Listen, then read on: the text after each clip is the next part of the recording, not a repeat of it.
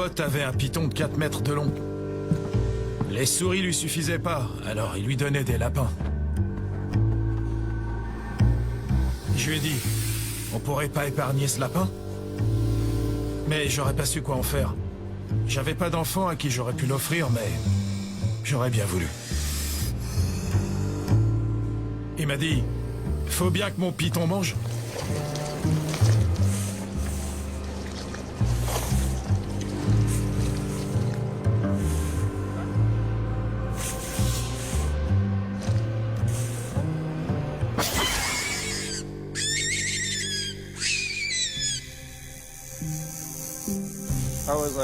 J'étais choqué. Quand tu tues un lapin, il couine comme une gamine qu'on étrangle. J'ai dû sortir. Mais dans l'affaire dans laquelle t'as été impliqué, t'as empêché un meurtre? Non, pas du tout.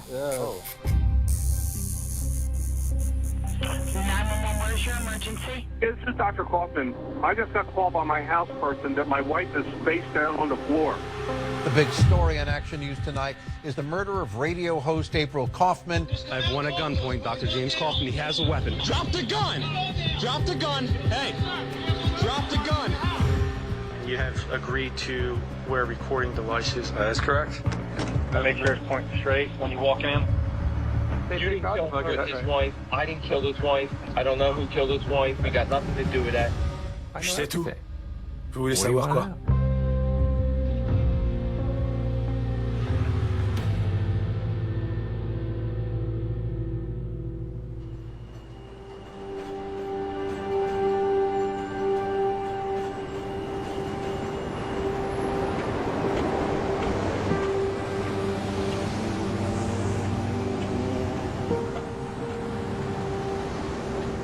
Je m'appelle Andrew Glick. J'étais membre du gang de bikers des Pagans pendant 12 ans.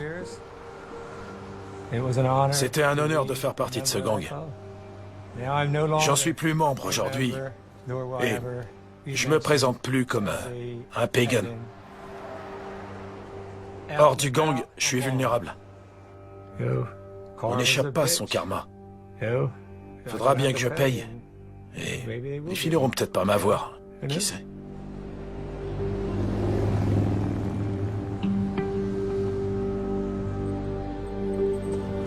Salut. Salut. Adal. Andrew, enchanté. Moi aussi. Elle, c'est Marcy. Bonjour. J'adore les chiens. T'as quoi comme chien? Des samoyèdes. Les huskies blancs. Oh, cool. Je vais ouvrir.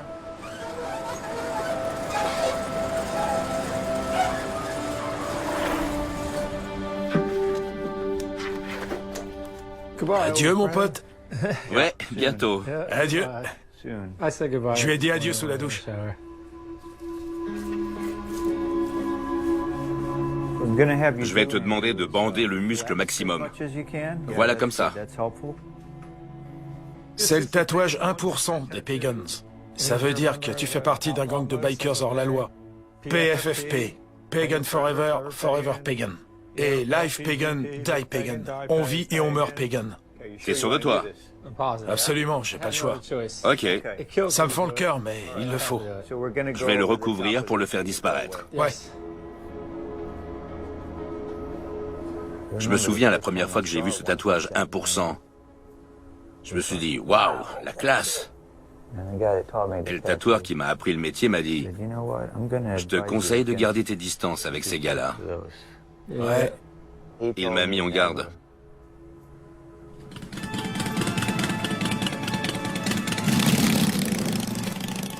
Quand t'intègres les Pagans, on te promet deux choses. Que tu feras très probablement de la tôle et que t'auras un bel enterrement.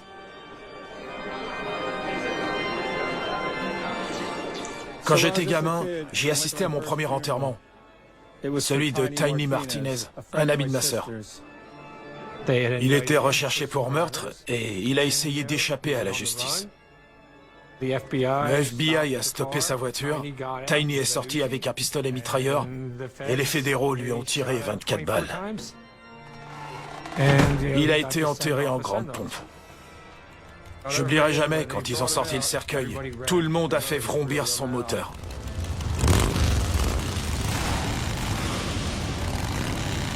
Ça m'a filé des frissons.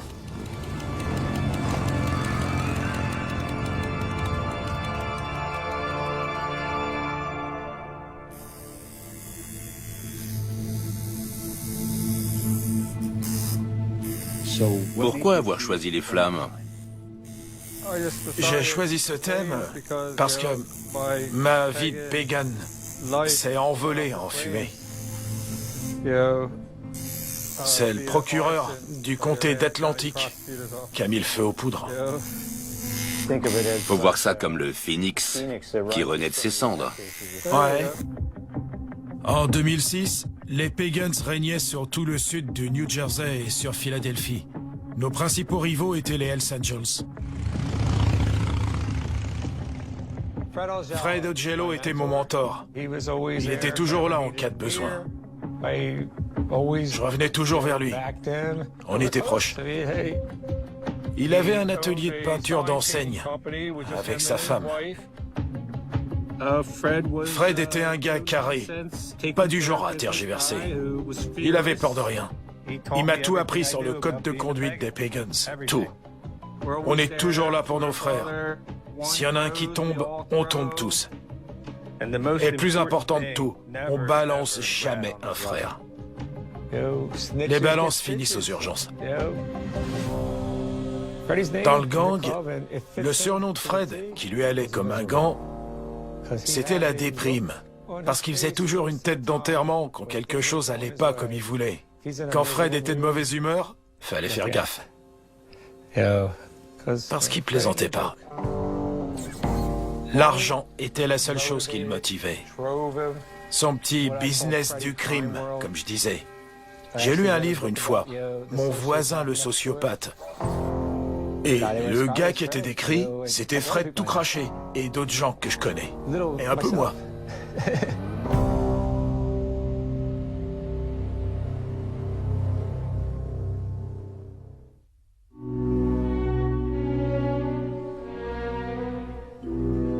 Ma mère a été élevée chez les Bonnes Sœurs, dans un couvent. Mes parents étaient alcooliques. Je suis allé dans une école catholique. J'étais très sage en classe, mais pas vraiment à la maison. C'était une double vie. J'ai grandi aux côtés des Pagans. J'avais 3 sœurs. Elles étaient blondes. Elles aimaient bien les mauvais garçons. Je me souviens que c'est un Pagan qui m'a appris à transformer une canette en pipe pour fumer de l'herbe.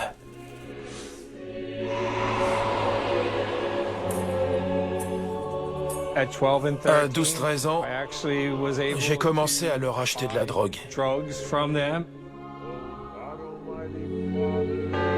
Quand les autres gosses du quartier ont su que je pouvais m'en procurer, tout à coup j'ai eu la cote.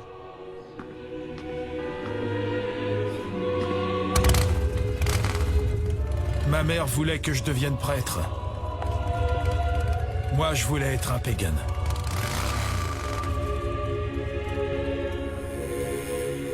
J'ai travaillé dur pour devenir un bon pagan.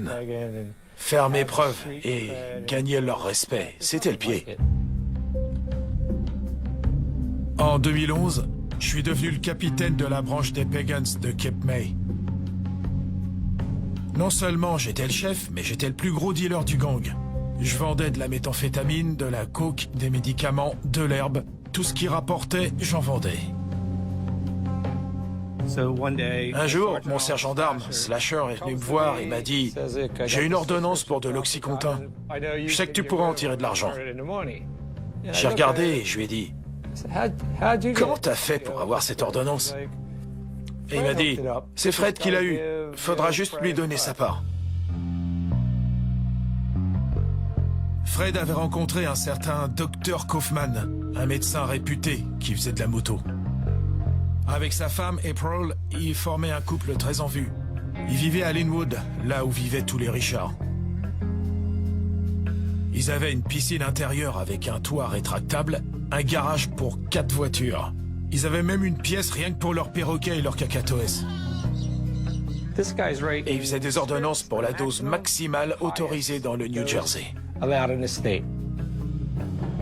C'était pas un spécialiste de la douleur, mais du diabète. En 2011, les médicaments, ça rapportait gros. Les gens qui vivaient dans des maisons à $1 million achetaient l'équivalent d'une ordonnance $3000. Pour eux, c'était une goutte d'eau. Au début, le Toubib a sorti le grand jeu. Il invitait Fred au bar, au resto. Il lui a dit « Trouve des clients, je ferai les ordonnances ». L'usine à pilules a commencé à tourner avec 2 personnes, puis 4, puis 8, jusqu'à 10 personnes. C'était soit des pagans, leurs copines ou des proches.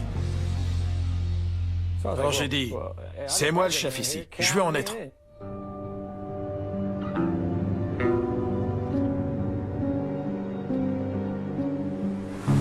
Je suis allé chez le Toubib un samedi matin. J'ai apporté toutes les radios que j'avais de mes accidents de moto. Il m'a dit, vous avez des vraies blessures et vous avez du diabète. Au moins avec vous, ce sera crédible. Il croyait qu'on était potes. J'ai jamais bu des coups avec lui. Il croyait qu'il était comme moi, qu'on était de la même trempe. Tout ça parce qu'il collectionnait des armes.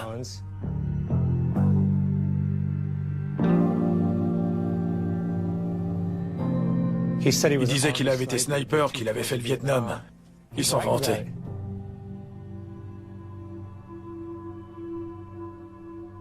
Le docteur Kaufman possédait un béret vert et des médailles. Il était complètement obsédé par les films de guerre. Il passait ses samedis et ses dimanches devant la télé à regarder Apocalypse Now ou Platoon.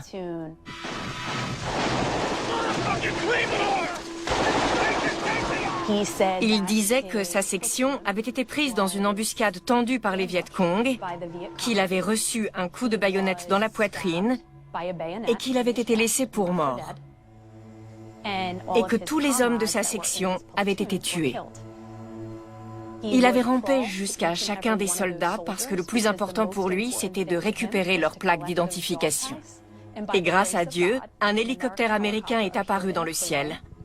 Il a pu lui faire signe et il a été secouru. Ma mère était fascinée par ce qu'il avait vécu au Vietnam. Il lui faisait l'effet d'un beau chevalier sur son cheval blanc. Elle était totalement conquise et ils se sont mariés peu de temps après leur rencontre. Ça, c'est le jour de ses fiançailles. Elle avait l'impression d'entamer un nouveau chapitre. Elle pensait que cette fois-ci, c'était la bonne. Là, ils sont dans une limousine, en route pour une soirée. Elle ne disait jamais non quand il s'agissait de soutenir une bonne cause, quelle qu'elle soit.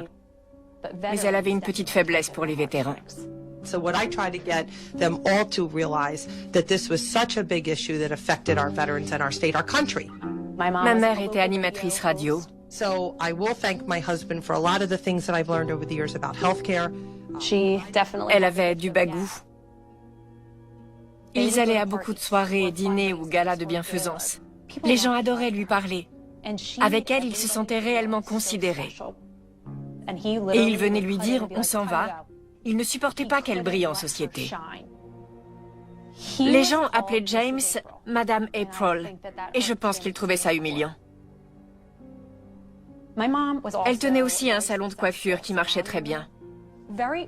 Quasiment dès le début, il a commencé à la faire culpabiliser de travailler, de ne pas être avec lui 24 heures sur 24.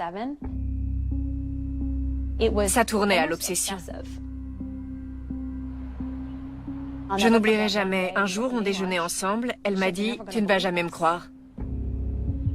Il n'a pas été béret vert, il n'a jamais servi dans l'armée. Et j'ai dit « Tu plaisantes ». Quoi? Ce qui lui faisait peur, c'est que ça ait un impact sur toutes les choses merveilleuses qu'elle essayait de faire pour les vétérans et que les gens la prennent pour une menteuse. C'est ce qu'elle redoutait. Je lui ai demandé, « Tu lui as dit que tu savais ?» Elle a dit « Oui ». J'ai dit « Et alors ?» Il a dit que si ça s'ébruitait, il se vengerait sur elle et ses enfants, pour la punir d'avoir osé douter de lui. Pour elle, c'était fini.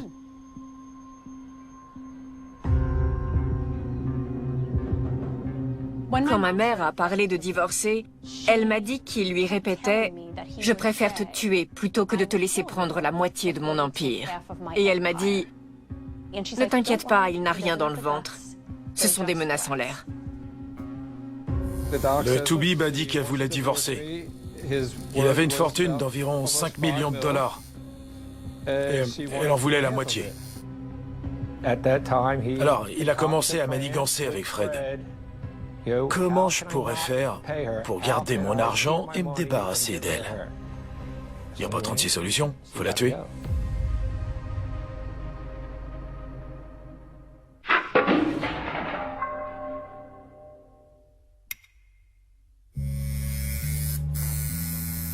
Le Toubib a proposé à Fred 50 000 dollars pour tuer sa femme.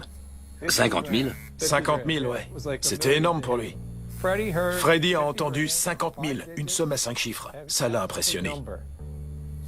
Ce que le Toubib ne savait pas, il pensait que Fred allait le faire lui-même. Mais Fred voulait sous-traiter. C'était l'appât du gain pour Fred, le fric. Il voulait se garder 40 000 dollars, voire 45 000.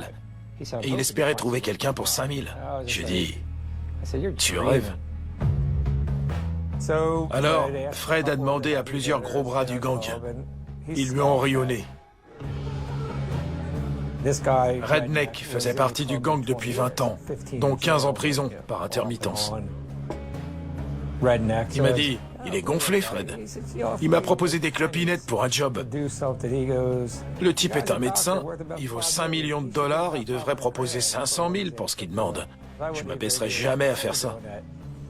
Et pourtant, c'était un de ceux que j'aurais bien vu accepter. Personne voulait le faire. Ouais. Le seul qui était prêt à le faire, c'était un junkie, Francis. Fred m'a demandé ce que j'en pensais. J'ai dit, Fred, si on n'accepte pas les junkies, c'est pas pour rien. Parce que dès qu'ils sont en manque, ils mouchardent. C'est une très mauvaise idée. Il m'a dit, mais personne veut le faire et le Toubib me tanne. J'ai dit, on l'emmerde. On n'a qu'à pas la tuer. Et on le fait chanter. On lui demandera 20 ordonnances par mois. Il pourra rien faire. On le tient. Il a dit, j'ai donné ma parole. J'ai dit, depuis quand on tient nos promesses? Un pagan, ça prend tout ce que ça peut et ça donne rien.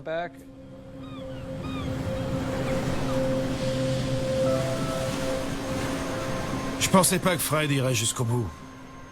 Donc j'ai arrêté d'y penser et j'ai repris ma petite vie. Avec ma première femme, on consommait beaucoup de coke. Un jour, elle m'a dit, faut que j'arrête. Je lui ai dit, ok, écoute, retourne chez tes parents, fais-toi désintoxiquer. Et quand tu seras clean, reviens me chercher. On pourra jamais faire ça tous les deux en même temps.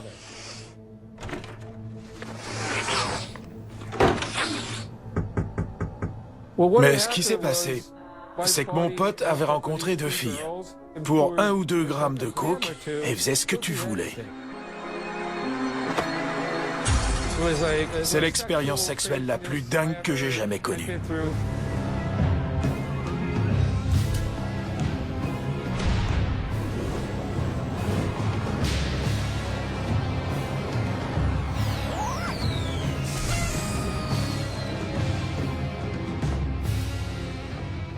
Je lui ai dit, on remet ça la semaine prochaine. Il a dit, ok. Toute la semaine, j'ai pensé à ce qu'on pourrait faire pour surpasser ça. C'était de la pure débauche. Donc, je me suis procuré une grosse quantité de coke, 120 grammes. On était avec les filles et tout à coup, j'entends la porte de derrière qui s'ouvre. C'était Annette. Elle m'a dit, c'est qui celle-là? J'ai dit, des amis de Dean. Alors elle m'a dit, écoute, je suis clean, dis-leur de partir, faut qu'on parle. Je lui ai dit, tu pourrais revenir demain? Et elle m'a largué.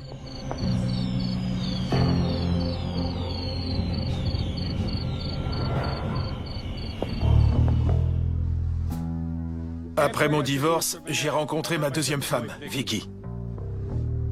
Elle m'a aidé à reprendre ma vie en main et à trouver un super boulot dans une communauté de luxe pour seniors. Ils m'ont même mis dans leur film publicitaire. My name is Chef Andrew Glick. I'm here at the Shores located in Ocean City, New Jersey.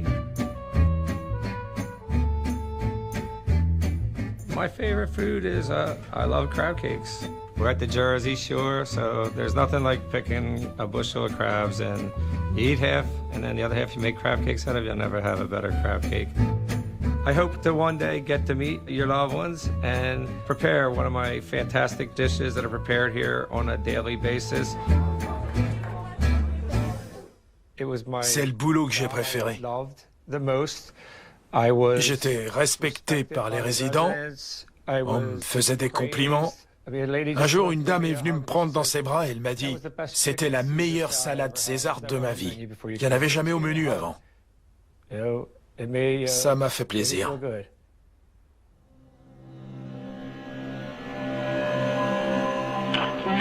Where's your emergency?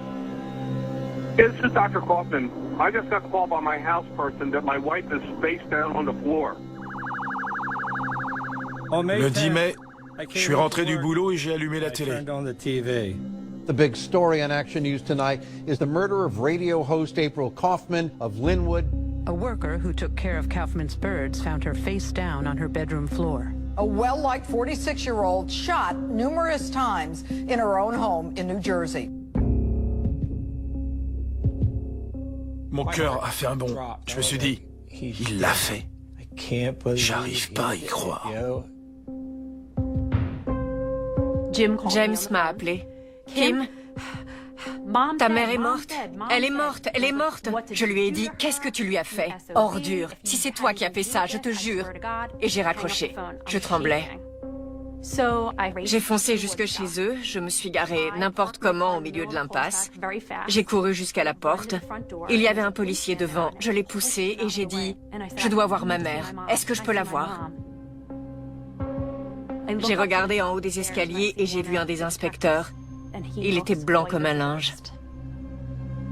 Il m'a prise par les épaules pour me faire tourner le dos à la porte. Ils étaient en train de sortir ma mère dans un sac mortuaire. Et il m'a dit, vous devriez rentrer chez vous. J'ai regardé de l'autre côté de l'impasse et j'ai vu James Kaufman qui me fixait du regard. Alors j'ai dit aux inspecteurs, si vous voulez savoir qui a tué ma mère, il est là-bas. C'est lui, j'en suis sûre à 1000%. There appeared not to be any forced entry to the home, right upstairs to the bedroom, multiple gunshots. Sources told NBC 10 they did not believe the killing was random. J'étais sûr qu'on allait voir débarquer la police dans les 24 heures. Pour moi, c'était évident.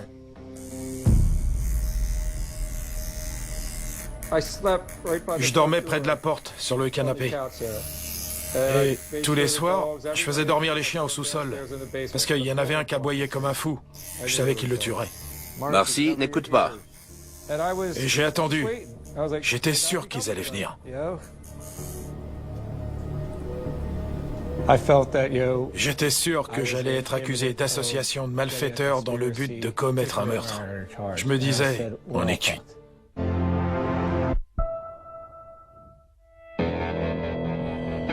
Une sélection des meilleurs documentaires sur des affaires criminelles. Ghislaine Maxwell pourrait dire ce qu'il s'est vraiment passé. J'ai fait ce que j'ai fait parce que je suis qui je suis. Vous racontez ça? Mauvaise idée. Je n'ai plus bougé et j'ai fait semblant de ne plus respirer. Les dossiers d'Heidi. À partir du dimanche 22 mai.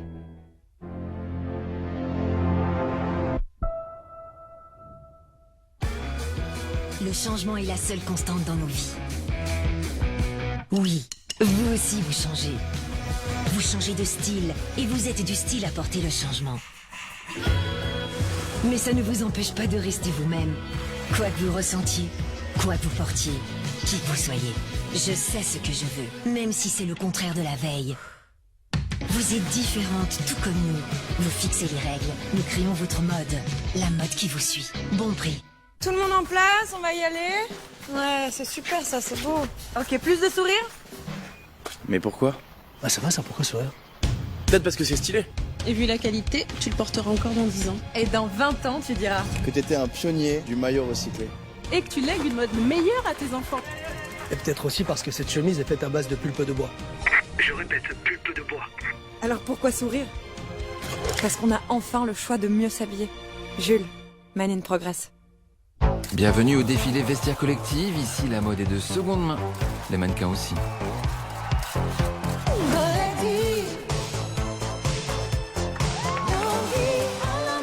Vestiaire Collective, longue vie à la mode. Allô? C'est les voisins. Vous pouvez aller regarder la maison? Est-ce que tout va bien? Écoutez, oui. Par contre, dans mes souvenirs, j'étais sûre que vous habitiez plus près. Partez de chez vous, l'esprit vraiment tranquille. Maison protégée, alarme et télésurveillance. Orange. Hop, hop, hop. Oui, toi, là. Toi qui mets toujours 1 heure pour choisir. Toi qui veux toujours du rab. Toi qui saoule tout le monde avec tes légumes. Vous tous avec vos stories gastronomiques. Et surtout toi, qui n'as jamais eu les mêmes goûts que tes parents. Wow! Tu t'es cru chez Flunch?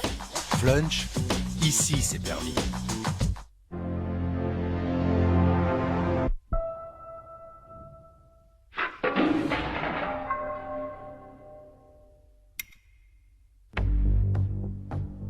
Le meurtre d'April faisait la une partout.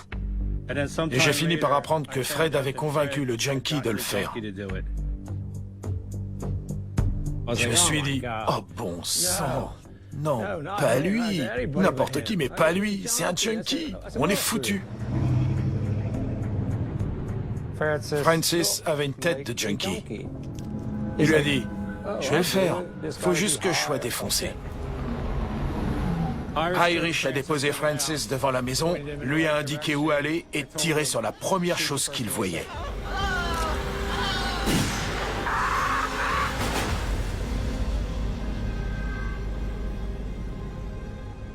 Et après ça, cet abruti s'est perdu et n'a pas été foutu de retrouver le point de rendez-vous. J'en revenais pas que Fred ait fait appel à lui.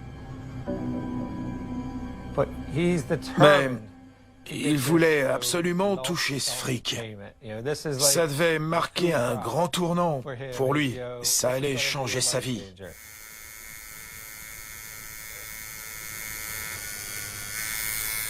On avait 10 personnes pour les ordonnances. Quand elle a été tuée, il y en a 5 qui ont arrêté, qui ne voulaient plus aller chez le Toubib. Donc, on a perdu la moitié. Ça fait qu'on a perdu 11 000 $ par mois. Fred avait palpé 40 000. En 4 mois, on aurait gagné autant. Et elle serait toujours en vie. April Kaufman n'était pas une menace pour les Pagans, ni pour notre trafic de médicaments. Je regrette de ne pas avoir... J'aurais pu l'en empêcher. J'aurais pu appeler les gars pour leur dire « Fred est en train de faire une connerie. Il va commettre un meurtre. » Il en aurait empêché. Vraiment? Ouais, j'aurais pu leur dire. Fred aurait pas dû faire ça. Les Pagans, ça peut nous arriver de tuer d'autres bikers ou des malfrats, mais on tue pas des femmes de sang-froid.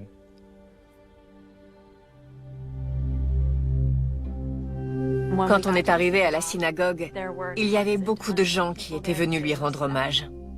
Et en ressortant, je pleurais, je disais, je ne peux pas la laisser là. Je ne peux pas la laisser comme ça, c'est trop horrible.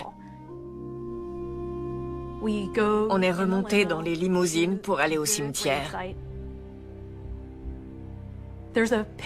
Il y a une photo qui a été prise par une agence de presse locale.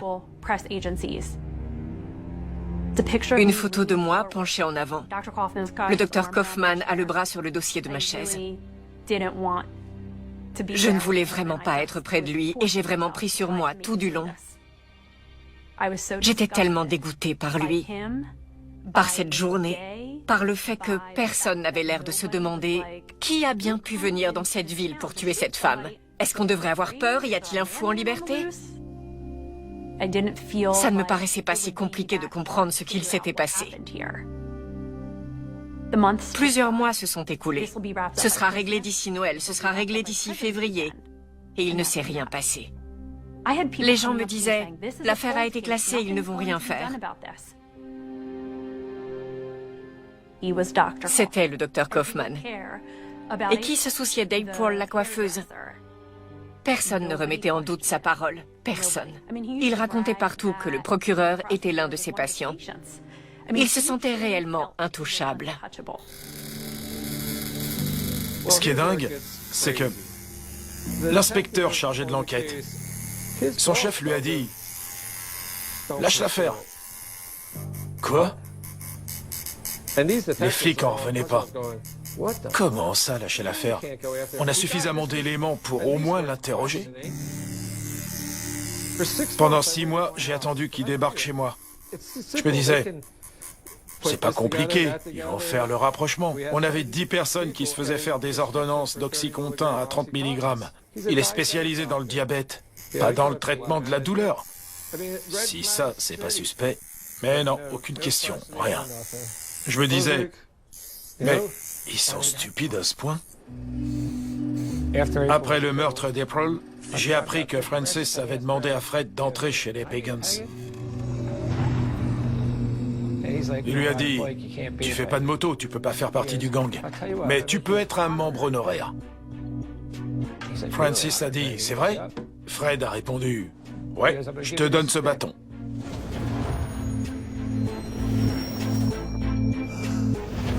Dessus, c'était marqué Pagans. LPDP. On vit et on meurt pagan. Francis lui a dit, tu pourrais mettre mon nom dessus? Fred peignait ses enseignes avec un aérographe.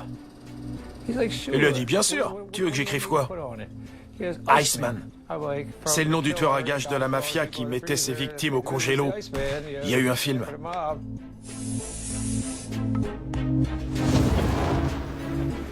Francis, c'était pas un pagan, mais Fred s'en foutait.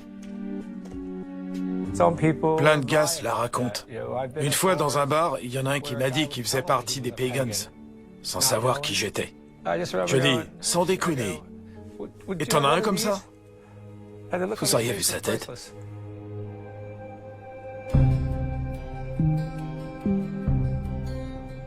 Et un jour, j'étais au cabinet médical, et le toubib m'a dit, « Vous pouvez arrêter de vous inquiéter pour ce junkie, Francis. » Je m'en suis occupé. Il a débarqué dans mon cabinet sans prévenir pour me réclamer des cachets. Il recommencera plus, je m'en suis occupé. Vous n'avez plus besoin de vous inquiéter. Une pièce du puzzle en moins.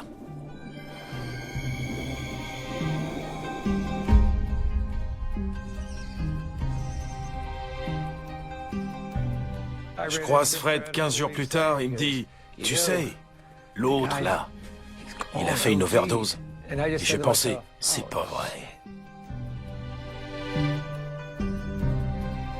Là non plus, Kaufman n'a pas été inquiété.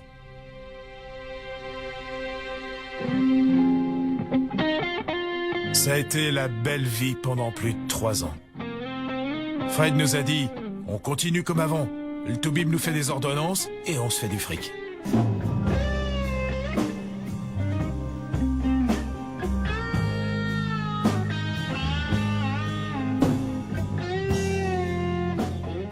Fred n'avait jamais eu d'argent. Il était comme un gosse dans une confiserie. Il s'est payé la guitare vintage qu'il avait toujours voulu. Un ampli Marshall de 1962. Des trucs qu'il rêvait d'avoir depuis toujours. Là, l'argent coulait à flot.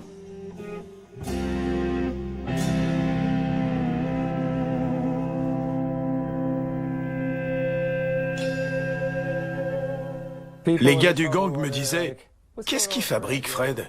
Il conduit un camion. » C'était un genre d'utilitaire Ford pour le groupe. Parce que son obsession du moment, c'était son groupe. Il disait « Ça commence à marcher pour moi. »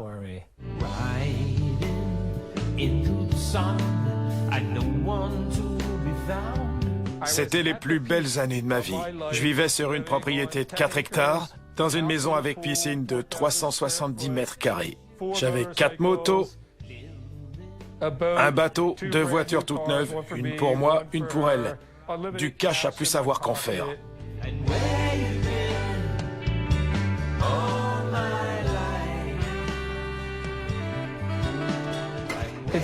C'est tellement facile de dépenser de l'argent pour lequel on n'a pas eu à trimer. Mais moi, je faisais ça parce que je voulais m'en débarrasser.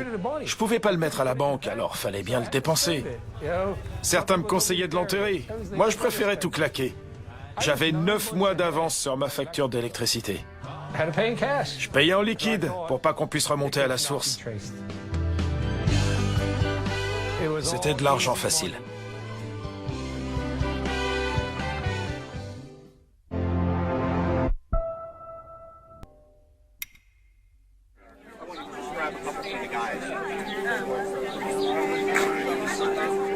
Pendant toutes ces années, j'ai cherché des réponses pour que justice soit rendue.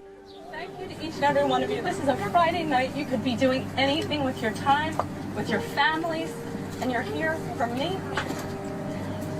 You're here for my mom. I'll tell you something right now. That woman being gone is such a void in my life. She was my sister, my soulmate, my mom, my advice giver.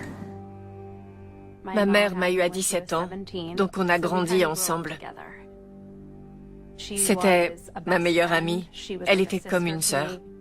Every day, I'm just waiting for my phone to ring. I'm waiting for her beautiful blonde hair to be blowing in the wind as she's pulling up in that red Corvette as I look out my front door. I feel like somebody took her from me. Do you have any idea who killed your mother? I can't comment on that. At all? No. Why not? I think we need to let the police do their detective work, and I think we need to let the professionals bring that to public light. PAC says she's had no contact with April's husband, her stepfather, Dr. James Kaufman, since the murder. When my mother passed, Dr. Quand ma mère est morte, le docteur Kaufman a jeté beaucoup de mes photos d'enfance. Mais il en restait quelques-unes accrochées au mur. J'y suis très attachée. Parce qu'elle me rappelle une époque plus heureuse. Une de mes préférées.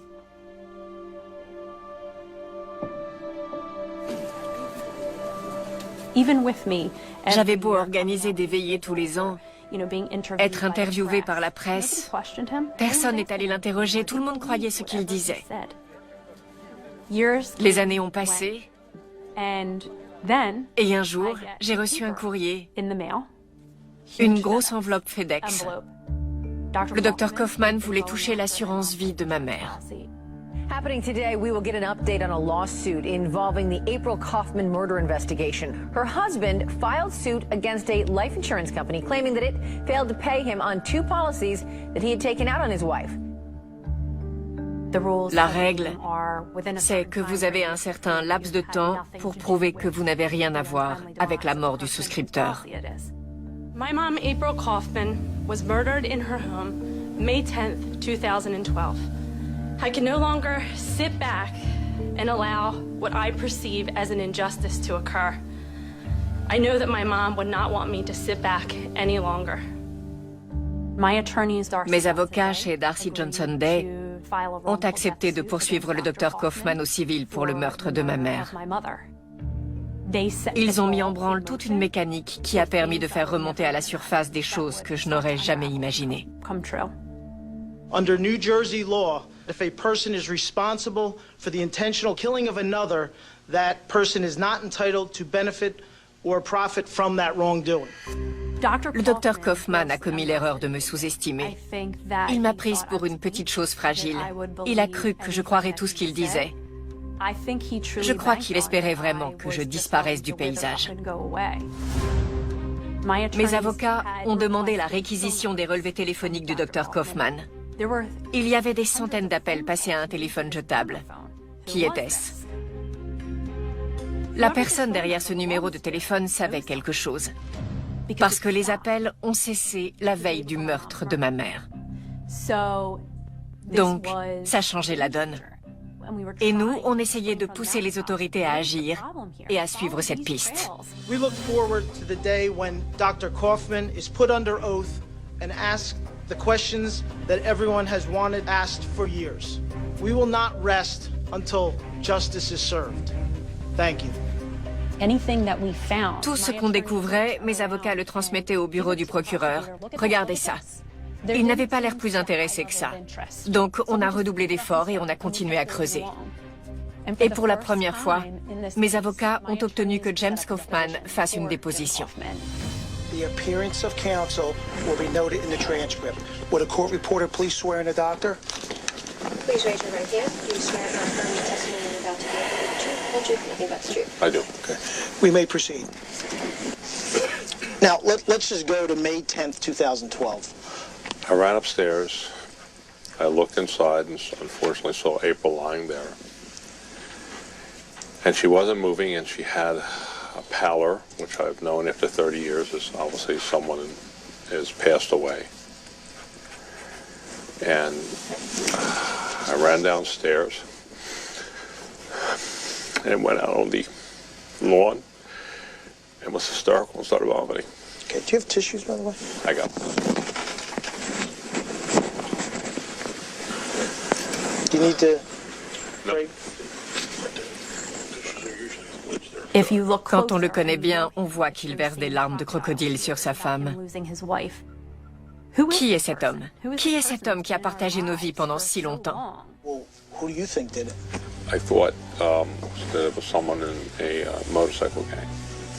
What motorcycle gang? The Pagans. Ces motards pensaient le tenir sous leur coupe, mais ils n'étaient que des pions pour lui, dans son petit jeu. Il pensait qu'en tant que médecin respectable, il pouvait leur faire porter le chapeau parce qu'ils n'avaient pas le même statut social que lui. Donc, ça a détourné l'attention de tout le monde vers les Pagans. Mais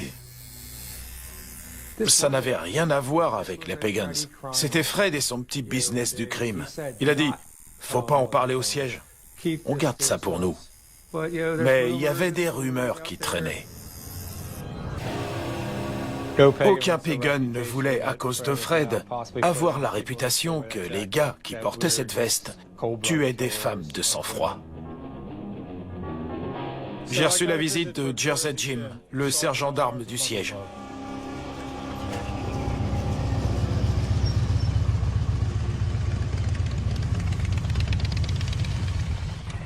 Il me dit, « Alors, chef, j'entends des histoires bizarres comme quoi les gars de la branche du sud du New Jersey seraient impliqués dans le meurtre d'April Kaufman. » J'ai dit, « D'où tu tiens ça ?» Il me répond, « C'est ce qu'on raconte. » J'ai dit que c'était faux. Il m'a dit, « T'es sûr?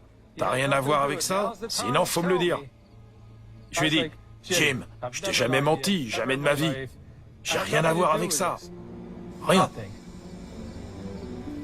Il a dit, « Tu sais, chef, si j'apprends que tu m'as menti, tu vas le regretter. »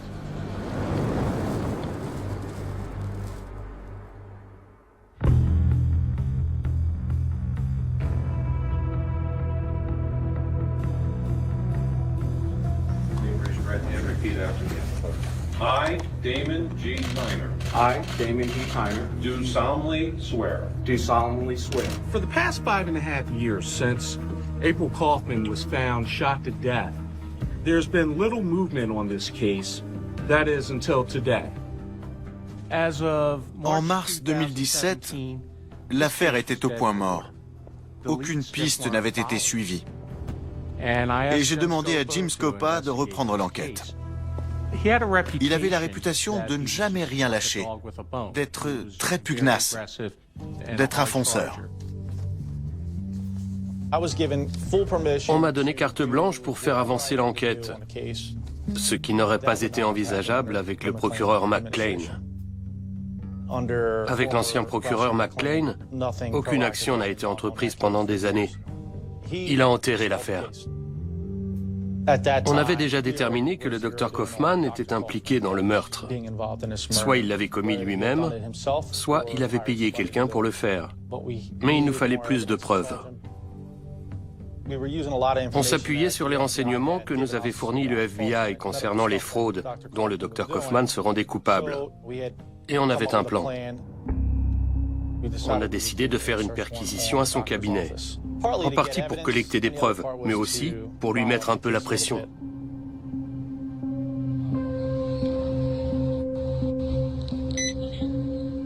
Il y avait le FBI, la police d'Egg Harbor et des inspecteurs de la brigade des stupéfiants en renfort. Et évidemment, ce jour-là, il faisait très chaud. Donc on a décidé de ne pas mettre de gilet pare-balles. Un médecin de 67 ans, qu'est-ce qu'on risquait?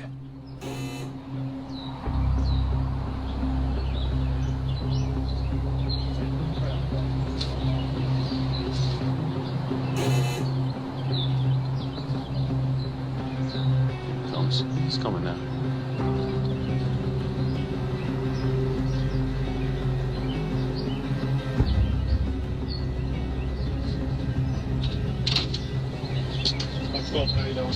Detective Strickland, prosecutor's office, stay right here, Tommy. Just keep your hands off that. No. Drop the gun! Coming back. Hold on, he's coming out. 5'11". I have one at gunpoint, Dr. James Kaufman. He has a weapon. Drop the gun!